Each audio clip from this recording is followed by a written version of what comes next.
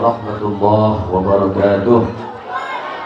Assalamualaikum warahmatullahi wabarakatuh.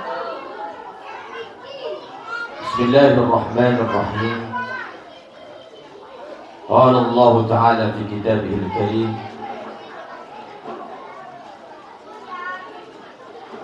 wa nunazzilu minal Qur'an ma huwa shifaa wa rahmatun lil mu'minin.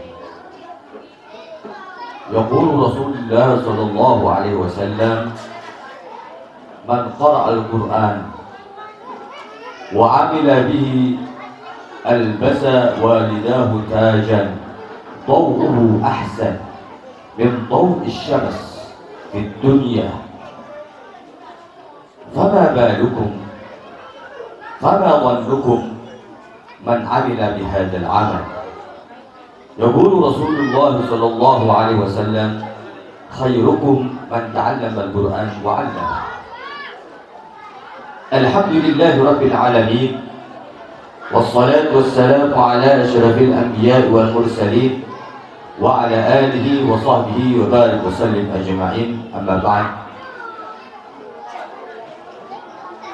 Ma'asyiral hadirin hafizakumullah, yang sama-sama kita muliakan dan kita cintai para pembimbing, adik-adik dalam pembelajaran Al-Quran, khususnya hadir di tempat ini Ustaz Abdul Aziz dan semua segenap para asatidz dan ustadzat yang telah rela, telah sabar membimbing anak didiknya dalam pembacaan Al-Quran. Dan yang sama-sama kita cintai hadirin wal hadirat yang hadir di tempat yang mulia ini, malam yang berbahagia, malam yang mana malam ini Rasulullah berbangga kepada kita dan kepada anak-anak kita semuanya. Mudah-mudahan para asatidz, para ustadzat yang telah membimbing mereka semuanya, dan ibu-ibu dan bapak-bapak semuanya insyaallah mendapatkan pahala amal jariah daripada Allah Subhanahu wa taala, yang mana amal jariah itu akan kita rasakan nanti ketika kita sudah pindah ke alam barzakh, pindah ke alam yang mana alam itu alam yang menentukan kita di surga atau di neraka. Mudah-mudahan bapak-bapak, ibu-ibu semuanya, para ustadzah, para asatidzah diberikan kesehatan, panjang umur, diberkahi rezekinya, dijadikan anak-anak kita semuanya anak-anak yang soleh dan solehah, dijadikan anak-anak yang gemar dan cinta dan senang membaca Al-Quran, dijadikan anak-anak nanti di hari kiamat sebagai anak yang memberikan kita syafaat nantinya, dijadikan anak-anak nanti di hari kiamat mereka yang membanggakan kita semuanya karena ilmunya, membanggakan kita semuanya karena bacaan-bacaan Al-Qur'annya. Hadirin wal hadirat yang dimuliakan oleh Allah Subhanahu wa taala, bapak-bapak, ibu-ibu, adik-adik, saya diperintahkan untuk tausiah, untuk bimbingan atau motivasi untuk adik-adik yang sedang mengaji, sedang mengkaji Al-Quran, mereka yang akan menjadi membanggakan orang tuanya. Tadi kayaknya banyak yang keliaran. Dek, ini apa? Saya mau kasih tausiah siapa ini? Mau kasih tausiah anak-anak yang ngaji apa orang tuanya? Ini yang ngaji masih di situ. Saya mau kasih tausiah siapa ini? Motivasi ke siapa? Anak-anaknya. Mohon Anda duduk sini, kalau enggak duduk sini aja adik-adik itu. Silakan berkumpul. Silahkan berkumpul. Nah, ini perintah oleh gurunya. Ayo Mas. Anak murid itu harus taat kepada guru. Mas Yusuf. Duduk, Ayo. Duduk. Semuanya. Duduk dulu. Duduk. 20 menit, enggak lama-lama saya.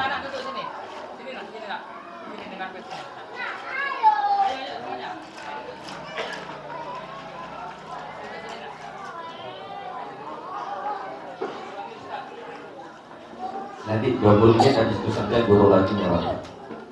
Ya, duduk yang bagus sangat. Pada suatu malam,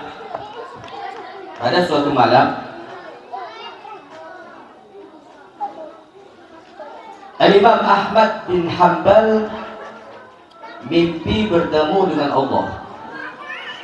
Ini di sebuah kitab yang tidak mungkin seorang ulama bercerita di dalam kitab itu ada kebohongan. Imam Ahmad bin Hanbal, romono, rakai pelajaran bangsa ini, rajin ngaji, romono. Imam Ahmad bin Hanbal saking dekatnya kepada Allah, saking cintanya kepada Allah, dan Imam Ahmad bin Hanbal cinta karo pangeran dan pangeran ini cinta karo Ahmad bin Hanbal. Imam Ahmad bin Hanbal itu mimpi Allah. Ibaratnya wonten para hadirin, ra'aitu Rabb azza wa jalla wa sa'altu ya Rabb ma afdal ma taqarraba bihi al-mutaqarribuna ilaik. Qala bi tilawati kalami Ahmad. Thumma sa'altu fahima am la yafham. Artinya apa ini? Artinya gak tahu, rumah udah gak ngerti. Imam Ahmad bin Hanbal para hadirin ngendiko, pada suatu malam aku bermimpi Allah Subhanahu wa ta'ala. Sampeyan nek koyo ngoten iki diimani. Mosok si ana manungsa kok mimpi Allah di dunya. Itu manusia bukan seperti kita. Kenapa diberikan kemuliaan seperti itu oleh Allah? Karena Imam Ahmad bin Hanbal punya kemuliaan yang Allah senang dengan hal itu. Beliau jadi seorang imam, beliau menjadi seorang madhab. Beliau itu Imam Ahmad bin Hanbal pernah dihajar, pernah dipenjara oleh orang-orang orientalis. Ketika Ahmad bin Hanbal itu ditanya, Quran itu makhluk apa? Quran itu godim apa hadis? Quran yang dibaca itu baru apa lama? Yang mengatakan godim dipenjara sama orientalis. Sampai Imam Ahmad bin Hanbal ini saking gigihnya untuk memperjuangkan Al-Quran para hadirin, saking gigihnya untuk memperjuangkan Al-Quran para hadirin, sehingga beliau mengatakan Quran itu qadim, Quran itu adalah kalamullah yang lama. Sehingga Ahmad bin Hanbal dihajar, dimasukkan penjara Pak Khalid gara-gara memperjuangkan Al-Quran. Nah, makanya dengan getolnya memperjuangkan Al-Quran, Imam Ahmad bin Hanbal itu nggak punya S1, nggak punya S2, nggak punya S3, nggak doktor para hadirin.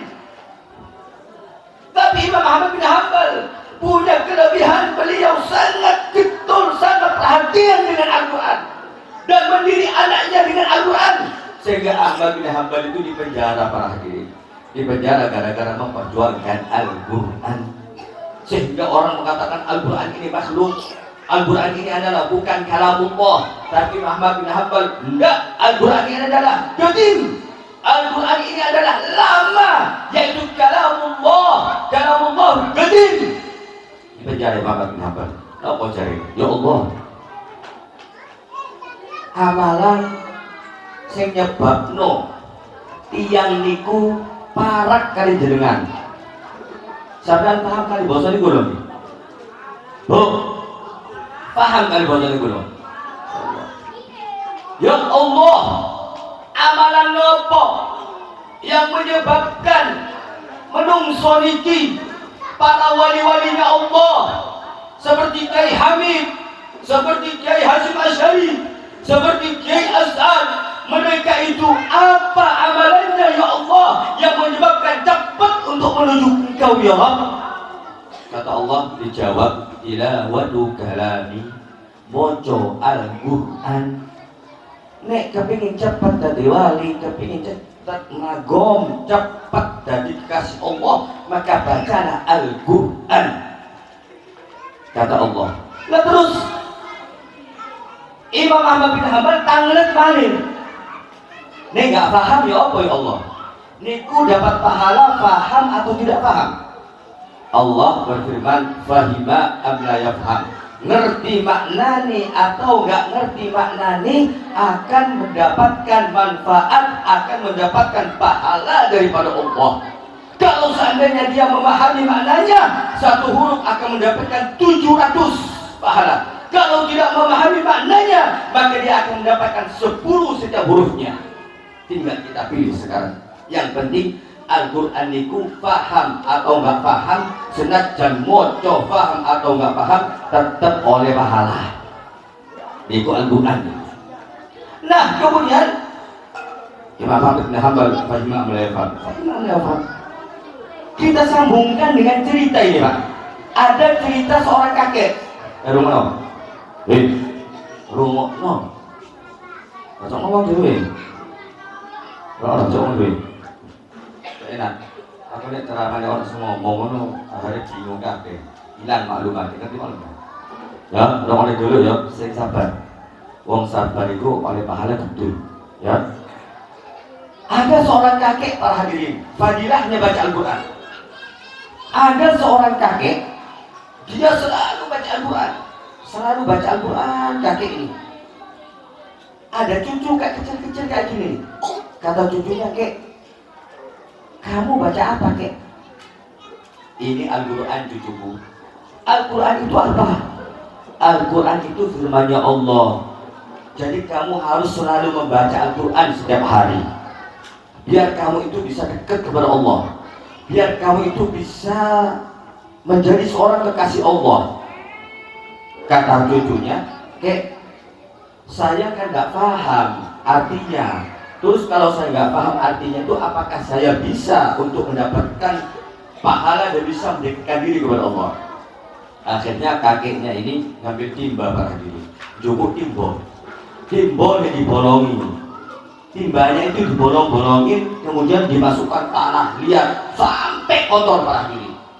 Nah, cucuku, sekarang ember ini kamu bawa ke sungai. Kamu isi air, kamu bawa ke depanku. Coba bayang dong, niki timbo dibolongin tuh. Timbonya dibolongin lah. Kemudian dilebokno, dilebokkan apa jadinya pasir kotor timbone. Kon gawa iki nang sungai. Kon timbo banyu, gawa nang kene banyu sing akeh. Bilang ke cucunya, wahai cucuku, kamu bawa ini ke sungai. Kemudian kamu bawa air di sungai, bawa ke sini ke depanku. Kata cucunya ini ngerti, loh kek, gimana saya mau nimba air sedangkan kamu bolongin? Sedangkan kamu bolong ini, timbanya nggak mungkin saya bawa air. Jare putu nih, gak mungkin kayak aku itu gawa timbo cukup banyu sedangkan sampean bolong itu ya opo karepe wis tala laksanakno kerjakno apa nanti hikmahnya. Sampun, ayo sekarang mulai ke sungai, bawa ember ke depan kakeknya kosong. Lu kek kosong kan, gak ada airnya kan, kakek sih dibolongin. Wis tala bela omonganku. Gawon mana digawa lagi, dibawa lagi ke sungai Pak. Bu, dibawa ke sungai, digotong lagi ke depan kakeknya, kosong timba itu.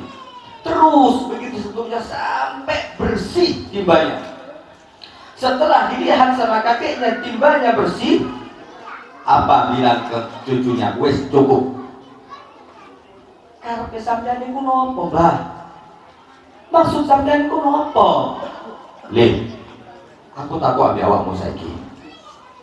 Saiki kira-kira mang jarine awakmu timbone bolong, nggak mungkin iso diisi banyu. Lah saiki kira-kira timbone bersih apa enggak? Nggih bersih. Timbone bersih, langsung bersih, klik gitu.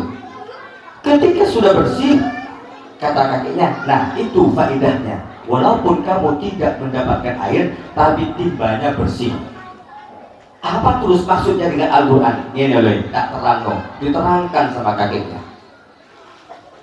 Ini kamu tadi diibaratkan ketika ngambil air ke sungai, kamu bawa ke depan saya, kamu gak bawa air, seakan-akan kamu sia-sia. Itulah ibaratnya orang yang baca Al-Quran tidak paham maknanya, tetapi dia terus dia membaca. Sebagaimana kamu tadi itu, walaupun tidak bawa air ke depanku, tapi terus kamu menimba air walaupun kosong. Itu ibarat kamu baca Al-Quran tidak paham. Nah kemudian sekarang kamu terus istiqomah ngaji, istiqomah baca Al-Quran. Ibaratnya kamu terus ngambil air di timba tadi, ibaratnya kamu tadi itu terus baca Al-Quran walaupun kamu tidak paham artinya, walaupun kamu tidak mendapatkan air, tapi terus gigih kamu memperjuangkan. Apa yang kamu perjuangkan? Kamu tidak sadar, ternyata kamu memperjuangkan sesuatu yang kotor dan jadi bersih. Apa maksudnya? Orang yang baca Al-Quran walaupun tidak paham maknanya akan mendapatkan faedah apa? Kebersihan hati para hadirin. Kebersihan hati para hadirin. Seseorang itu bisa menjadi wali bukan karena alimnya. Seseorang itu menjadi wali bukan karena puasa Senin Kamisnya. Banyak orang wali dekat kepada Allah gak pernah puasa Senin Kamis, tapi karena kebersihan hatinya para hadirin. Apa kotoran hati itu? Sombong. Apa kotoran hati itu? Dengki. Apa kotoran hati itu? Ujub. Apa kotoran hati itu? Riya. Kalau kerja harus sembahyang, harus ketok wong. Ini gak ketok wong gak sembahyang. Itu penyakit hati, Pak. Kata kakek tadi itu, itulah hikmah. Orang yang rajin baca Al-Quran maka akan dibersihkan hatinya oleh Allah Subhanahu wa ta'ala. Berarti sekarang ayo kita introspeksi diri. Apa-apa sering sombong, apa-apa sering ria, apa-apa sering pamer gara-gara gak tahu ngaji. Itu ngaji males. Bagaimana kita mau memerintahkan anak kita untuk rajin ngaji kalau orang tuanya nggak pernah ngaji? Dimulai dari diri kita para hadirin. Ajak anak kita ngaji setiap malamnya. Setelah sholat walaupun cuma 2 ayat, ayo ajak anak kita ngaji. Biar anak kita itu mencontoh kita sebagai orang tua. Jangan ngomong anak yang ngaji, wong tua ini HP-an. Ngomong anak yang ngaji, tapi ngomong di WhatsApp-an. Ayo ngaji kan? Kenapa ayo WhatsApp-an ibu? Mushaf ditinggalkan, WhatsApp dirajini, dilakukan setiap hari.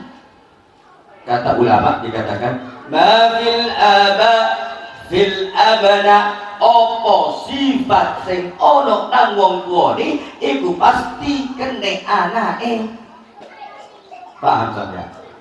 Nek wong tua kelakuane gak gelem ngaji, ya ojo salahno anake nek gak gelem ngaji para hadirin. Mudah-mudahan anak kita semuanya bisa menjadi contoh. Kita semuanya bisa menjadi contoh untuk anak-anak kita. Walaupun kita habis sholat, misalkan habis sholat maghrib, baca 3 ayat atau 4 ayat atau 5 ayat, 10 ayat paling sedikit, sehingga kita itu dimasukkan orang-orang yang rajin zikir kepada Allah. Hadirin, hafizakumullah, ada satu hadis untuk motivasi anak-anak kita. Habis ini selesai, karena jangan Ustaz Abdul Aziz 20 menit. Saya nggak lama-lama juga saya ada pengajian di pondok. Man qara'a al-Qur'an wa 'amila bihi albasa walidahu tajan ضوءه خير من ضوء الشمس في الدنيا فما ظنكم من الذي عمل بهذا.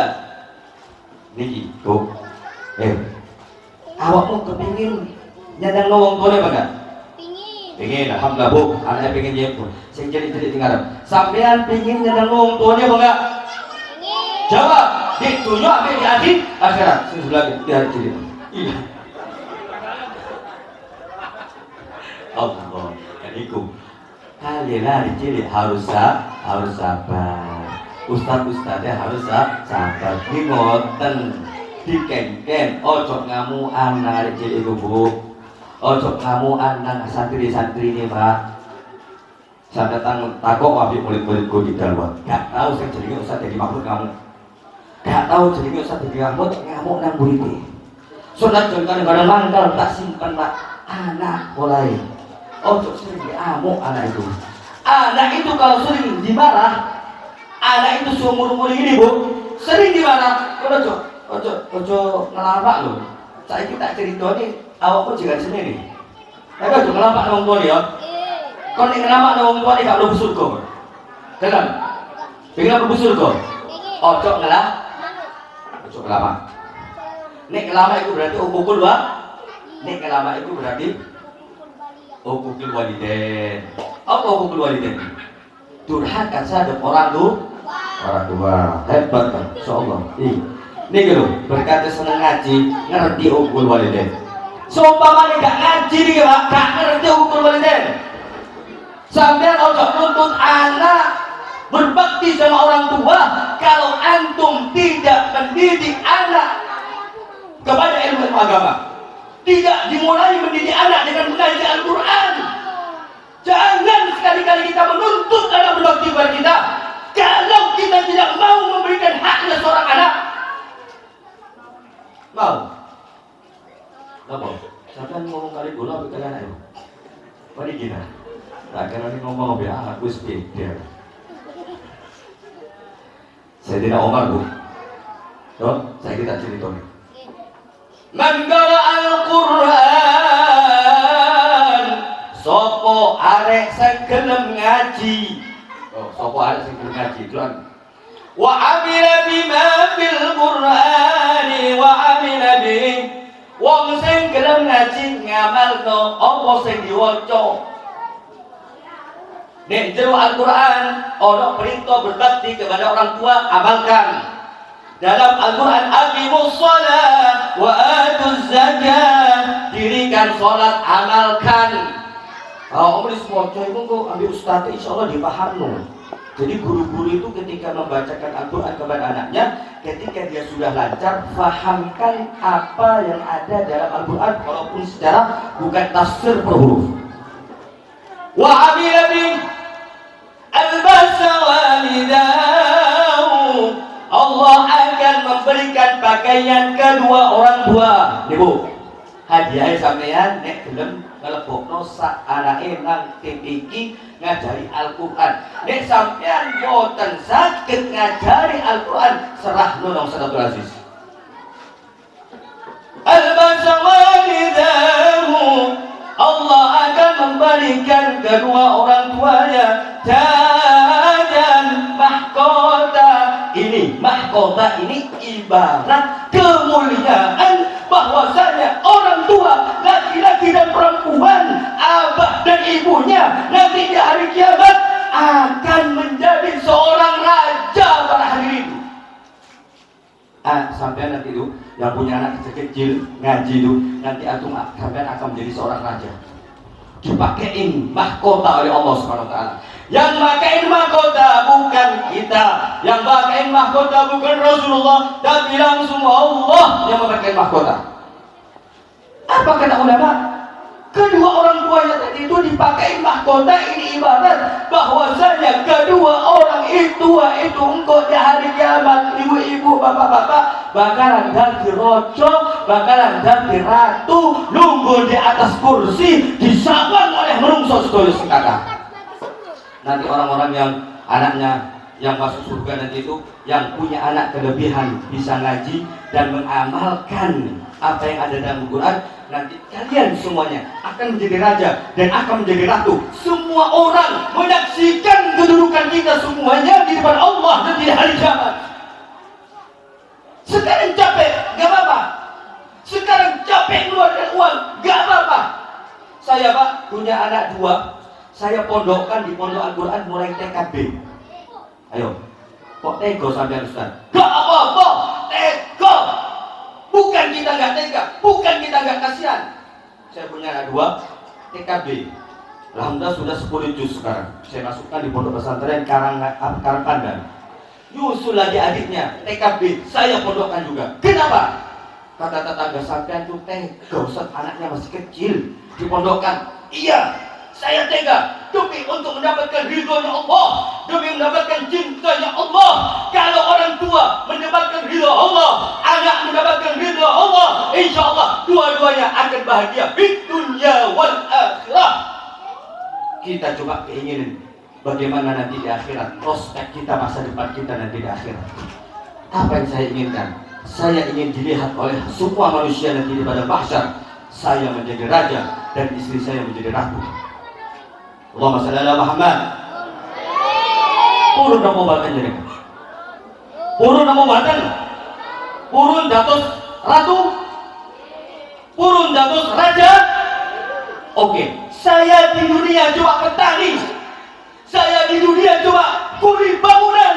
Saya di dunia bukan orang ahli ibadah, tapi alhamdulillah aku mau, aku ridho, aku rela melepas anakku untuk mondok pesantren, melepas anakku untuk capek di siang hari, mengantar anak ke TPK, mengantar anak ke tempat-tempat pengajian. Gak apa-apa, yang penting di hari kiamat, yang hari tidak pernah ada akhirnya, di hari yang mana kita akan hidup selamanya, kita akan menjadi raja selamanya, dan kita akan menjadi ratu selamanya. Siapa yang mengangkat kita jadi raja? Siapa yang mengangkat kita jadi ratu? Allah Subhanahu wa ta'ala. Kenapa? Karena Allah ridho pada kalian semuanya. Kataku islamnya, jadi sampai dingin apa enggak? Ibu bapaknya jadi ratu dan rojo di hari kiamat? Keringin. Alhamdulillah keringin. Berarti sing rajin kan? Jangan pernah menomorseratuskan Al-Quran. Jangan pernah meremehkan orang yang belajar agama. Jangan pernah meremehkan anak yang mengaji. Mereka adalah orang-orang yang dicintai Allah. Mereka orang-orang yang dibanggakan oleh Rasulullah SAW. Inilah anak yang berkualitas, hamba, umat yang dianggap oleh Rasulullah nanti di hari kiamat, yang mana umat nanti akan mendapatkan minuman tenaga kausar dengan tangan mulia Rasulullah. Mereka adalah umat yang berkualitas, bukan umat yang kaleng-kaleng. Siapakah umat yang berkualitas? Umat yang berkualitas itu adalah umat yang banyak zikir kepada Allah, yang cinta kepada Allah, yang rindu kepada Allah, yang rindu kepada Rasulullah. Dengan cara bagaimana? Anaknya dibimbing, dimasukkan kepada ke ilmu TPK Al-Quran. Paham ya? Paham ya? Mau orang tuanya jadi raja dan ratu? Kemudian kata Rasul tersebutkan, "Daw'u khairun min daw'i syamsi fi buyutid dunya." Yang mana cahayanya penuh dengan permata ini ya. Apa namanya? Sampai pernah melihat mahkota apa enggak? Mahkotanya ratu itu loh, kalau ada pernah lihatnya, itu kan berkilauan ya. Ada kayak gini, kayak ada emasnya. Kata Rasulullah bersabda, mahkota yang akan disematkan kepada kedua orang tua yang anaknya mengaji lebih bagus daripada sinar matahari di dunia. Berkilauan itu lebih bersinar daripada mahkota-mahkota yang ada di Indonesia, yang ada di dunia. Fama dhannukum, bagaimana sekarang kalian? Fama dhannukum, bagaimana sekarang sangkaan kalian? Orang yang mengamalkan seperti itu, memondokkan anaknya, memasukkan anaknya, mengajikan anaknya, akan mendapatkan itu semuanya. Monggo, hadis Rasulullah tidak akan pernah menipu kalian semuanya, dan Rasulullah tidak akan pernah bohong. Rasulullah kalau sudah berjanji, itu adalah janjinya Rasulullah, dan itu adalah perintah Allah. Rasulullah ketika berwahyu, ketika Rasulullah ngendika, "Wa ma yantiqu 'anil hawa in huwa illa wahyun yuha." Rasulullah tidak berbicara kecuali itu dari wahyu daripada Allah Subhanahu wa taala. Sekarang sudah saya jelas semuanya, sudah saya terangkan semuanya, tinggal dipilih. Antum, ibu-ibu, bapak-bapak, mau nggak dapat menjadi raja dan menjadi ratu di akhirat? Gampang. Kalau ingin menjadi raja, kalau ingin menjadi ratu, monggo nomor satukan ilmu agama, nomor satukan pengajian Al-Quran. Sedikit lagi, Sayyidina Umar pernah didatangi oleh seseorang. Sayyidina Umar ini didatangi oleh orang tua. Kata orang tuanya, "Oh Sayyidina Umar, ini anak saya durhaka kepada saya. Anak saya ingin durhaka kepada saya. Akhirnya apa? Kata Sayyidina Umar, panggil dulu anaknya. Nak, benar tak kon durhaka nawang tuamu? Ya apa tidak mau durhaka kepada orang tua saya? Orang hak saya itu nggak diberikan. Apa haknya? Bilang, wahai Sayyidina Umar, wahai fulan, kata Sayyidina Umar, benar kamu tidak memberikan hak anakmu? Apa itu? Haknya seorang anak. Sayyidina Umar mengucapkan, haknya seorang anak itu pertama, hendaknya seorang suami memilih ibu untuk anaknya seorang muslimah, seorang yang baik, seorang yang nurut kepada Allah, seseorang yang taat kepada Allah. Satu, haknya orang tua.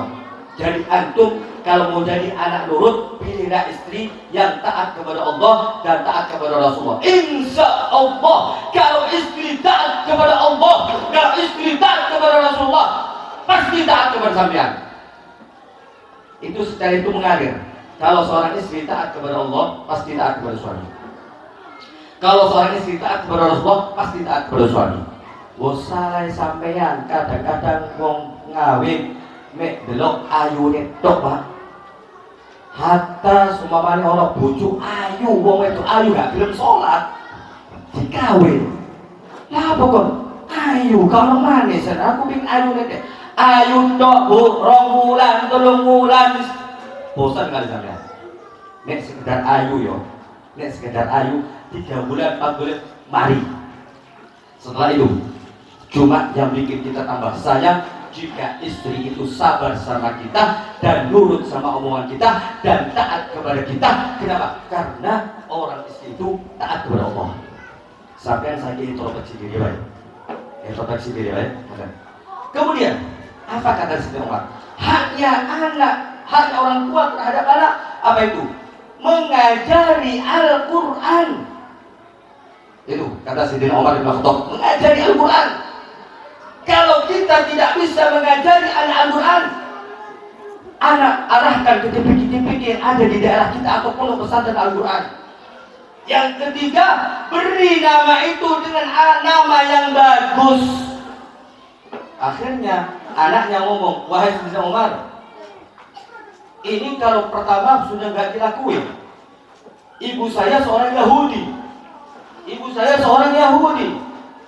Kemudian yang kedua, orang tua saya nggak pernah ngajarkan saya Al-Quran. Yang ketiga, nama saya Jo'al. Jo'al itu salah satu nama hewan. Wahai fulan, kata Sayyidina Umar, bagaimana anda nuntut anakmu berbakti sedangkan 3 perkara ini tidak kamu laksanakan? Jangan pernah menuntut anak berbakti kepada kita kalau ternyata kita cuma bangga menyekolahkan anak ke SMP, anak ke SMA, anak ke ini semuanya. Loh, pantas Ustadz ngomong ngono karena Ustadz itu wong pondokan. Saya bukan cuma sekedar orang pondokan. Alhamdulillah saya juga sekolah SMP. Alhamdulillah saya juga sekolah SMA. Alhamdulillah sudah selesaikan S1, selesaikan S2. Sekarang saya lagi memperjuangkan S3 saya, doktor. Ngomong apa sampean? Intinya bagaimana? Silahkan anak kita sekolahkan setinggi mungkin. Sekolahkan S1, S2, S3, silahkan, monggo. Tapi syarat yang kedua, ajari anak kita dengan ilmu-ilmu agama. Masukkan anak kita ke pondok pesantren, masukkan anak kita pagi sekolah SMP, siang sekolahkan dinia, agar anak kita ini selamat. Banyak orang yang S1, banyak orang S2, banyak orang doktor, tapi masya Allah dia punya pribadi berbagi akhlak Rasulullah SAW. Kita tidak pernah melarang anak kita sekolah SMP, anak kita sekolah SMA, anak kita sekolah aliyah, monggo. Tapi jangan membelakangi atau menomor 10-kan ilmu agama. Bahaya, Bu. Kalau kata bahasa orang-orang sekarang, sampean nek mendahulukan anak sekolah SMP tok, sekolah SMA tok, S1 tok, kemudian gak tahu ngaji, kemudian gak tahu belajar ilmu agama, gak bahaya kan? Ayo, Pak. Ayo, bahaya apa enggak? Bahaya kan? Ini dulu kadang-kadang sampean semerah. Malam Ahad, malam Minggu jadi malam Minggu. Biasa tertekan ya Mas. Saya pernah melihat sekali malam Ahad saya sengaja lewat daerah mana itu. Wah, anak muda-muda tuh. Kalau saya pikir, ini kalau jatuh gimana ini? Di atas kecepatan 100 Pak, di jalan raya umum Pak. Nah, apakah mereka nggak sekolah? Sekolah. Apakah mereka nggak sekolah? Sekolah. Tanyakan, ngaji apa enggak? Itu masalahnya. Ngaji apa enggak? Itu masalahnya. Oh, Ustaz Edi keras, nggak keras. Cuma itu nasihat tok yang keras. Yang keras. Memang itulah saya anjurkan, silahkan anak kita SMP, SMA, S1, S2, S3, silahkan, gak ada larangan. Yang penting, jangan menomorduakan Al-Quran, jangan menomorduakan ilmu fikih, jangan menomorduakan ilmu hadis, jangan menomorduakan ilmu tafsir, jangan menomorduakan ilmu faraid. Sekarang para hadirin sudah banyak pondok-pondok pesantren yang pagi belajar, siangnya belajar ilmu umum. Monggo sampean pilih. Di sekolah manapun, pondok manapun sekarang sudah ada ilmu umumnya. Monggo sampean masukkan anak-anak putra-putri kita semuanya ke pondok-pondok pesantren yang di situ ada basis ilmu agama dan di situ juga ada S1, S2, S3. Monggo sekarang sudah disediakan oleh para ulama. Pondok-pondok pesantren mereka itu sudah disediakan S1, S2, S3. Monggo sampean pilih demi kebahagiaan akhirat kita. Ini cukup dari saya. Apa yang saya ucapkan mudah-mudahan bermanfaat kepada diri saya khususnya dan kepada hadirin umumnya. Sebenarnya tentang motivasi Al-Quran itu sangat banyak. Dan Alhamdulillah saya sendiri telah menyelesaikan suatu Pak gelen ini Pak orang Bandung nih Pak. Saya keluar ngomong bu. Jadi ini paling dipotong bahaya ini. Alhamdulillah saya sudah menyelesaikan 7 qiraah. Yang apa 7 qiraah itu? Kayak 7 qiraah contohnya kayak wadduhi wal laili idza saja. Itu contohnya itu. Contohnya lagi ada ilmu di surat Al-Fatihah. Contoh saja motivasi. Ar-Rahmanir Rahim Maliki Yaumiddin Ar-Rahmanir Rahim Malik. Itu contohnya. Itu bacaannya Imam Susi an Abi Amr. Itu bacaannya Imam Susi an Abi Amr. Kemudian di situ ada Imam Waras. Bacanya bagaimana? Siratal ladzina an'amta 'alaihim ghairil maghdubi 'alaihim. Tidak ada kan? Imam Hafiz tidak baca seperti ini.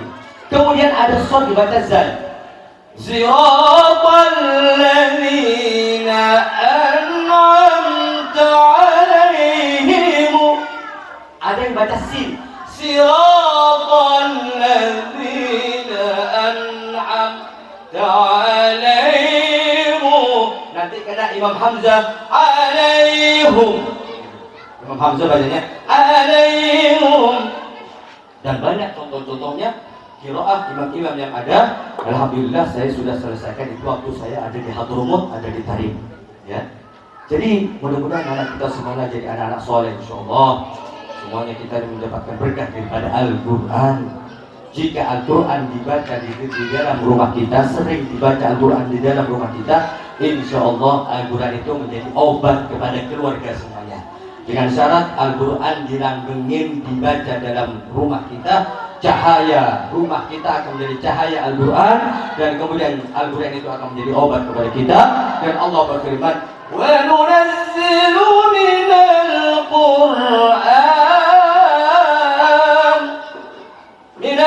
Qur'ani ma huwa shifaa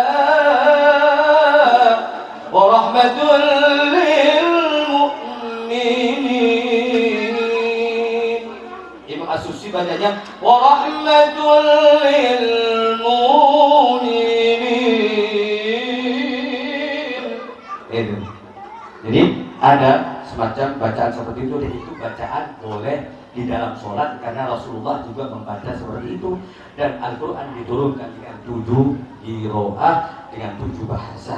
Mudah-mudahan dengan apa yang kita baca, langgengkan Al-Quran di dalam rumah kita, insya Allah menjadi dawa, menjadi obat seluruh anggota rumah kita, dan akan bercahaya rumah kita. Cuma kadang-kadang kita tidak bisa melihatnya.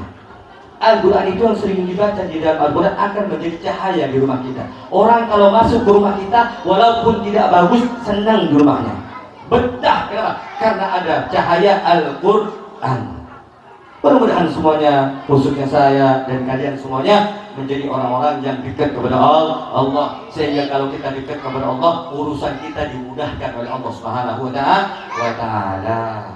Dan semuanya yang hadir di tempat ini semuanya diberikan kesehatan oleh Allah Subhanahu wa Ta'ala. Diampuni semua dosa-dosanya ketika kita bubar dari majelis ini, insyaallah. Dikabulkan semua hajat-hajatnya bibarakatil Quran. Amin ya rabbal alamin. Ihdinas siratal mustaqim. Wabillahi taufiq wal hidayah. Assalamualaikum warahmatullahi wabarakatuh.